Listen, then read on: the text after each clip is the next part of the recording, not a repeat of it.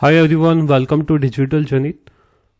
Whether you are starting or looking to improve your skills, this video will guide you through the designing an email, like how you will design the email. So let's get it started.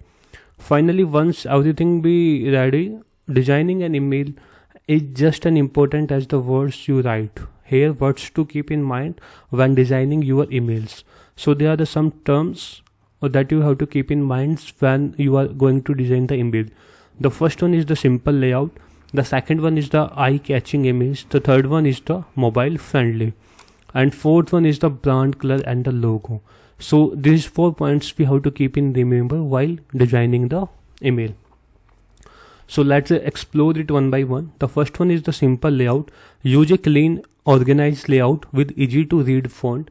Too much clutter can distract your message. Okay, so try to focus on creating organized layout and easy to read fonts. So if you will add too much clutter kind of the things, so this can distract the user from the main message. The next one is the eye-catching image. Adding relevant image can make your email more engaging, but remember, too many image can slow down the load time.